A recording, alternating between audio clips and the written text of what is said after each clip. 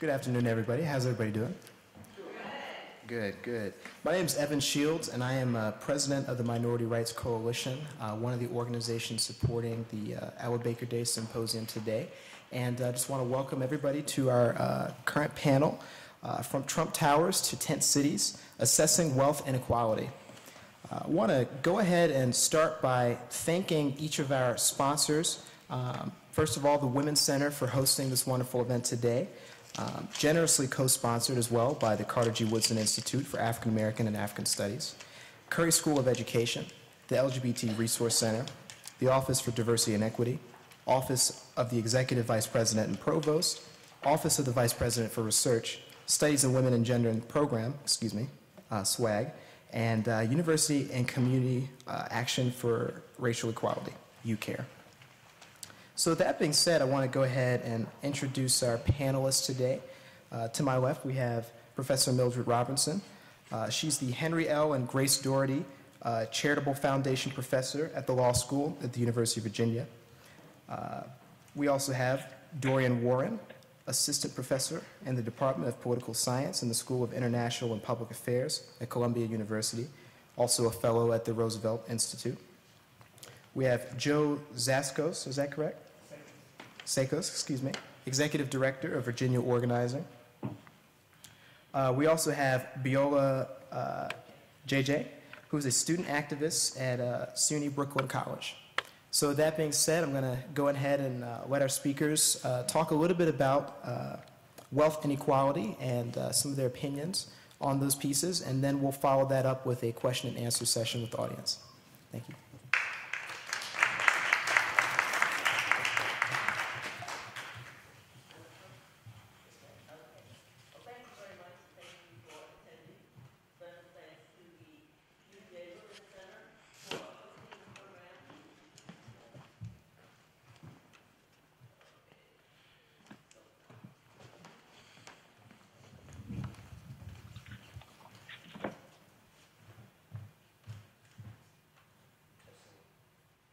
Testing 1, 2. Okay, I'll try this. A special thank you to the UVA Women's Center for extending the invitation to participate today. The topic for our panel is From Trump Towers to Tent Cities, Assessing Wealth Inequality. The first part of this is easy. I don't have to come from Trump Towers. The better context, I suppose, the more rational context is tent cities, because when we talk about people of color, persons of color in this country, excuse me, I've had a cold, and so if I sound a little nasal, I apologize. Few, if any, have been in Trump Towers as guests, more likely as people who are cleaning up. But having said that, I think that it's helpful to begin by thinking about a few figures. And so I'm going to share some stats that I pulled yesterday that I think are relevant to this conversation. The first relates to median income, and this comes from the Tax Policy Center. This presents household income quintiles for the first decade of the 21st century.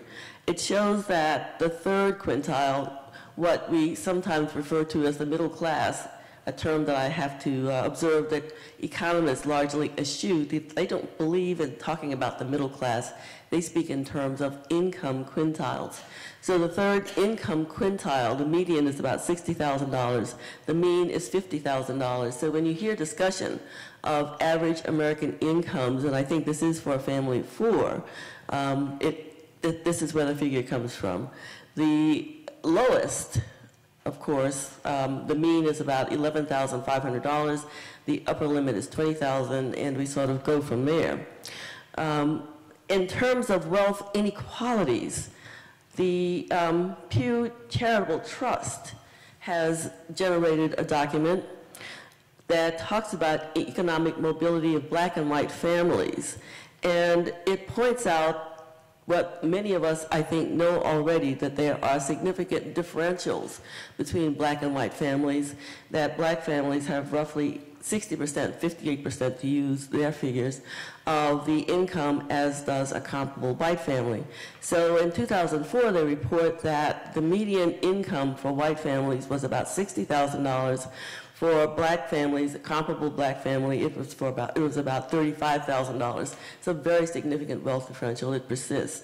The last thing that I would share with you is a New York Times article, I think it actually was published last week, that talks about the accelerating wealth differential in this country, and it's entitled, not surprisingly, "The Rich Get Even Richer." It says that in 2010, as the nation recovered from the recession, 93% of the additional income created, about $288 billion, went to the top 1% of taxpayers, those with at least $350,000 in income. So they had a single-year pay increase of 11.6%. I had a slight pay increase last year. It was not 11.6%. In 2010, 30% of those additional earnings went to just the top 0.01%, not 1%, but 1/10 of 1%. About 15,000 households, average income $23.8 million. They saw their incomes rise by 21%. Then talked about the bottom 99%. They received, and I quote, a microscopic $80 increase in pay per person in 2010 after adjusting for inflation. So they obviously did not fare quite so well. I would point out, it's very popular to talk about, and this is my personal opinion, the 1% versus the 99%. And it has an illusion of cohesion, of commonality that simply does not bear out. The 99% is extremely diffuse. And when you look at the lower quintiles, particularly compared to the top quintiles, the interests, the strategies, the remediation that they seek are going to differ vastly. So on the one hand, it's really kind of empowering to talk about the 99% and to say that we are the 99%. I expect most people in here, and you don't have to identify yourself if you're not one of the 99%. But we are the 99%, and therefore we are what? I don't know. I haven't gotten past that. I suppose I should wear a button. I should have a button that says I am the 99%, but I'm not sure where that takes me after that. In any event, we know that the wealth inequalities and differentials are very real, and they don't appear to be going away anytime soon. Indeed, if we look at current unemployment statistics, the latest unemployment statistics were being announced this morning, and I think that they were announced after I left home already, so I didn't have an opportunity to hear them, but I do have last month's unemployment statistics, and if you will bear with me a few minutes, I'll give you some highlights. The overall unemployment rate has now dropped to 8.2%. It's been much better than that in the past. I'm sorry, long past, but it's been quite higher in the more recent past. As recently as a year ago, it was 12 or 13%. So everyone is cheering cautiously, very cautiously. We understand that Mr. Bernanke is looking at this very, very cautiously, keeping fingers crossed. But 8% is an improvement. An improvement for whom? One of the things that is discussed less is that the recent recession has had a very differential impact across gender, race, and socioeconomic status, so that we have an 8% overall unemployment rate, but for African Americans it remains at about 14% overall. That has held true throughout the recession. Whatever the employment rate, it was roughly double that for African American families. For Hispanic families, it tends to run somewhere between the two figures, whatever the current figure is and then whatever the African American figure is. For the most part, I'm going to talk about the African American figure because that's where we have the most data, and in fact, that's where I've generated the most information. There is troubling, and I think this is very troubling, statistics, increasing unemployment for women. And this is especially difficult because women's salaries have been the factor that lifted many American families into the middle income quintiles in the first place. It didn't happen because male salaries were getting better. Indeed, the Pew Research Center study notes that, I think it's the Pew Center, study notes that income has been declining for both black and white men in their 30s for years. And that's likely to continue as the percentage of men in college is outstripped by the percentage of women. We're likely to see a Brave New World. I hope that you know that book. Aldous Huxley is old, but it's still, I think the language in it is beautiful. The message is wonderful. A Brave New World in which the earning capacity of women is higher than that of men. And so the news that there has been a decline in the amount of income for men, or rather that isn't news necessarily, that there has been declining income for men. In any event, Women's salaries have lifted many households into middle income strata in the first place. We see the biggest, most recent cutbacks happening in the public sector, education and government. That's significant because many women held employment in education and in government. So as their employment opportunities diminish, that means the economic well-being of the households of which they are a part will also diminish. Again, African American families were beneficiaries of the civil rights movement and the women's rights movement in particular. Prior to the civil rights movements, there is data that shows that a very large majority, particularly in the South, what we define as the South, of women were employed as households. They were domestic workers. After the civil rights movement, there was a sea change in the employment pattern for Southern black women in particular, roughly 90%. Whereas before the civil rights movement, approximately 90% of women, if you can imagine that in the South, were in domestic capacity in some form. Subsequent to that, there was a shift in the other direction, with now very few, relatively speaking, women holding domestic positions.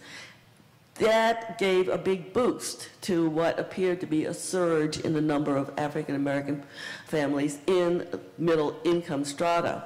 But as, again, we see a cutback in the public sector, the loss of jobs in education, the loss of jobs, low-level governmental jobs, that I think poses a real threat to the financial stability of African American families. In terms of wealth accumulation, it isn't any surprise that if you're new to the middle income quintile, you have had very little opportunity to accumulate wealth. And again, analysis of wealth patterns have shown that there is very little wealth accumulation in the middle class, among African Americans in general. There's little in terms of a return on capital. There has not been much investment. So African American families don't have much in terms of dividend income, interest income, capital appreciation. The mere increase in the value of assets that are held as investment opportunities, it simply doesn't exist. There is a vast difference in the terms of net worth, between African American families and white families, to use the most common comparison. So we're talking about wealth inequalities that are demonstrable, that are measurable, and that are persistent. I'll say they're also not surprising. Historically, again, speaking in terms of African American families, there have been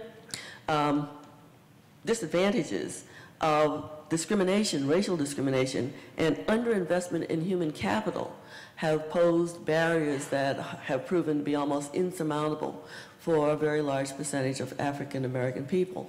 I could give you an extended analysis going back to the Civil War, well, at least from my point of view, going back to the Civil War, that explain what happens at each of what I consider several strategic periods in the history of this country, but in the interest of time, I won't do that. Suffice it to say that those disadvantages have not been corrected. Racial discrimination continues to be a concern. Underinvestment in human capital through public education, K through 12, continues to be a concern, continues to be a lack in communities of color, African American communities in particular, until there is more attention paid to that kind of pattern of social spending. The differentials that we've seen will continue to exist. I will pull one more paragraph from the New York Times article, and it talks about the contours of solving the problem of growing inequality. No surprises here either. Better education and training, a fairer tax system, more aid programs for the disadvantaged to encourage social mobility needed for them to escape the bottom rung, and so on. There's little here that's new. There's little here that's imaginative. These are hard things. They don't happen immediately. They don't happen overnight. But the only way to correct some of the inequalities we see now are to correct the kinds of disadvantages, the barriers that are rooted in history. With that, I'll stop.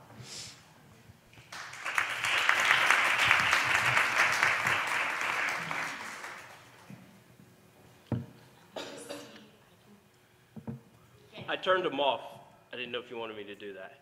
Is he speaking next?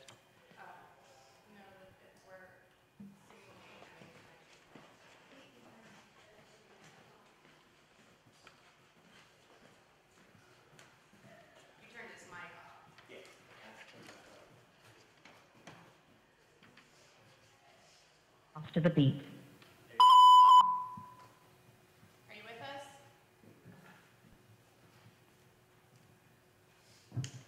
Hello?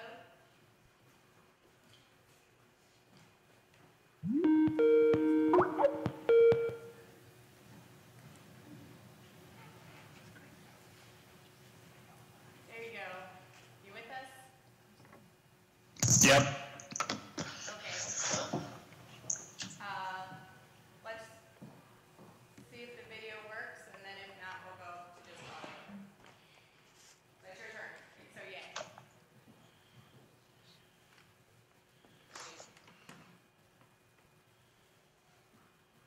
Sorry, everyone. Can you hear me? Yes. Okay. Let's do just the audio. Let me call you back. Sorry, everyone. Here you go. Whenever you're ready.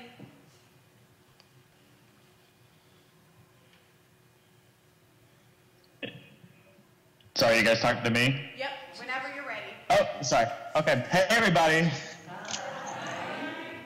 Hey, that's better. I can hear you there. Okay. Thanks for inviting me to celebrate Ella Baker's legacy with you today. I wanted to throw out a couple of statistics as well to highlight income and wealth inequality, and then offer up some explanations that have to do with thinking through how we push back against rising inequality. I think the previous speaker hit most of the stats I wanted to, but since the title of this panel is From Trump Towers to Tent Cities, I thought I'd start with a statistic right here from New York City, and that is the top 1% here in New York take home 45% of the city's income. A dramatic exercise of power, economic power as well as political power. As you know, our mayor is a billionaire himself, so you can't make that connection any clearer. But an incredible amount of power in terms of the top 1% taking home almost half of the city's income. And then, of course, when you look at wealth inequality, not just income inequality, those numbers are absolutely worse. Overall, the top 1%, this is broadly speaking, owns 50% of stocks, bonds, and mutual funds, and that's old data from 2009. So you can imagine that the top 1% owns more in the financial markets.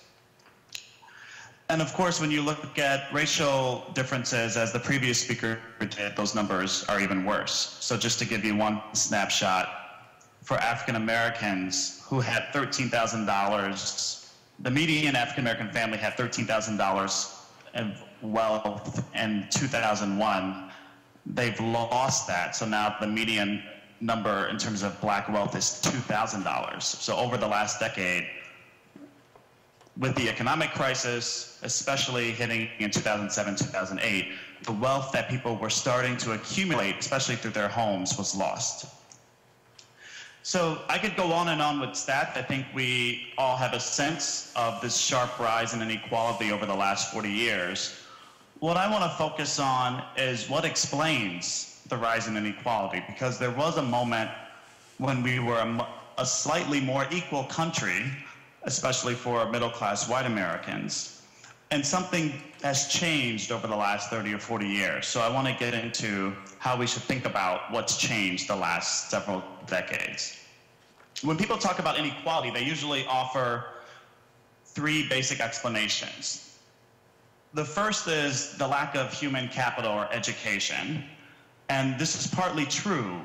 We should be investing as a country in the skills and the education and the development of everybody, whether it's college education, even though one of our Republican primary candidates thinks that college is for snobs, apparently. But whether it's college or some other kinds of skill-based training, we should be investing in that.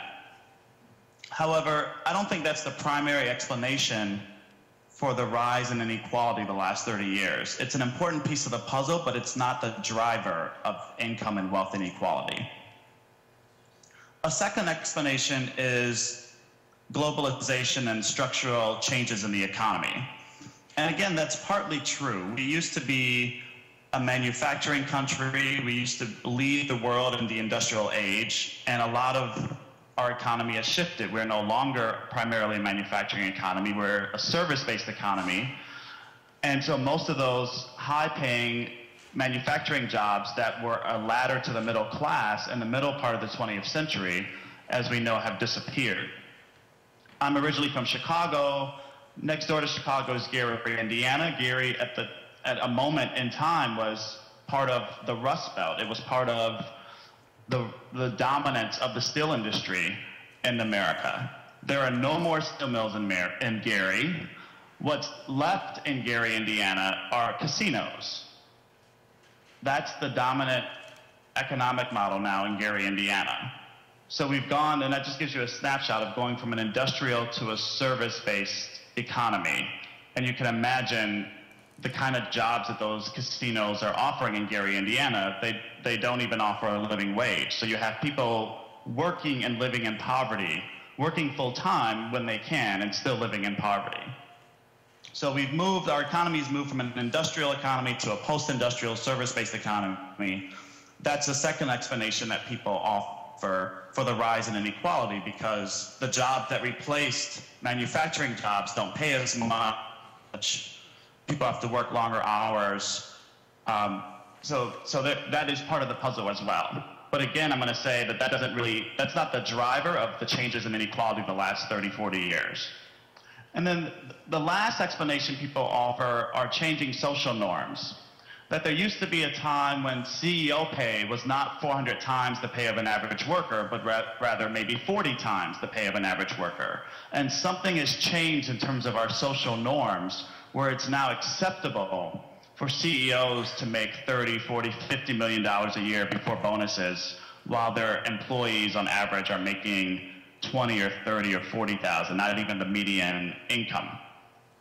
Again, I think that's an important part of the puzzle, but not the driver of the growing inequality we've seen the last 30 years. So what do I think is really driving this? I'm trained as a political scientist, and therefore I think politics and policy are the key drivers of inequality that we're experiencing all over our country. And let me offer some concrete examples of this. The first one is fairly obvious when you think about politics and policy, and that's the shift in our tax policy. So if we were to go back to, say, 1945, at the end of World War II, the top tax rate was 66%. The top individual tax rate was 66%. We can't even imagine uttering that number today. People freak out when we say 33% as the top tax rate for individuals, much less 66%, double that rate. But that was an acceptable tax rate at a moment when people were being asked to sacrifice for the greater good, for the public good, for our country. And the tax rates haven't gone down magically over the last 50, 60 years. There's been a political campaign by particular interests to keep lowering tax rates, both on individuals and on companies. So now, as you know, we're coming up at the end of this year to the expiration of the Bush tax cuts. In 2001 and then again in 2003, there was an explicit campaign by Republicans and President Bush to lower the tax rates for the top 1, 10, 15%. And it was successful. That has consequences because it means that the top 1%, the top 5%, the top 10% got to keep a greater share of their income, driving up inequality. So that's one notable example of the role of politics and policy in driving inequality. A second example is the role of unions and of labor. And I want to say a couple things here about the labor movement. In 1955, 1 out of 3 Americans was a member of a labor union. That meant that not only were union members able to achieve a middle-class lifestyle in terms of living wages, healthcare benefits, a pension. But even those that weren't in unions also benefited from the labor movement. There's something scholars call the union threat effect, so that companies that were non-union would match the pay of unionized competitors to prevent their own workers from unionizing their firms. So unions raised wages not only for their members, but for people in the same industry. So if you think of the auto industry or the steel industry, even those folks that weren't in unionized shops got to benefit from the union movement. As we know, we've gone from roughly 33, 34% unionization in the 1950s to now around 7% in the private sector. So less than 1 out of 10 workers, as opposed to 1 out of 3 workers, are members of a labor union today. This has consequences for inequality. Companies have been successful at driving down wages, at threatening workers when they attempt to organize. Whenever workers try to organize a union today, 1 out of 3 gets fired illegally for that activity. The law has not caught up with the new practices of employers in terms of breaking labor laws on a routine basis. So it's basically neutered the labor movement. Unions have been struggling, and I'll come back to this point in a little bit. Unions have been struggling to organize, especially in the service sector and in the low-wage sector. So think hotels, think hospitals, think university campuses even. Unions have had a really hard time organizing workers, primarily because of employer intimidation. If you have to risk your job to join a union, to join an association, if that's the choice you have to make, and the employer makes it very clear, I think we all have a sense of what choice we would make in that situation. The broader point here, though, is as union power has declined, as union membership has declined, inequality has increased. So if I could show you a chart of union density in this country, union membership, it would be the inverse of a chart showing the rise in inequality. So union membership was at its lowest around the Great Depression of 1929 when the stock market crashed. Inequality was at its highest point in American history, at least post-slavery. The union movement got momentum. It got the right to organize in 1935. Union membership increased dramatically in the 1930s and 1940s, and inequality went down. As union membership declined in the 60s, 70s, 80s, and 90s, inequality has increased. So there is a direct relationship, a direct correlation between the strength of the labor movement and the share of national income that working class and middle class people are able to gather, are able to earn. So that's a direct effect of unions in the economy. But the other thing I want to say about the labor movement is that it's an important political player. Unions have been some of the strongest advocates for minimum wages, for living wage campaigns, for broader campaigns around economic security. And this is not lost on the right. There is a reason why public sector unions are under attack today, because they are the last remaining stronghold of the labor movement. I mentioned that less than 7% of workers in the private sector are in unions. That's compared to roughly 35% of public sector workers who are members of unions. So there's still an incredible amount of strength of the labor movement in the public sector, which means it's no accident that Governor Scott Walker would target public sector unions and some of his colleagues in other states, whether it's Indiana or New Hampshire or Maine or Georgia. The list goes on, of Republican governors in particular who are targeting the economic and the political strength of organized labor. So this is just yet another example of the role of politics and policy in driving growing inequality. I'll give you one more example, and this is the case of the minimum wage. We, unfortunately, at the national level, do not index our minimum wage to increases in inflation or cost of living increases. Many states, progressive states do this, but at the national level, every time you want to increase the minimum wage, we need legislative action and we need the president to sign off on it.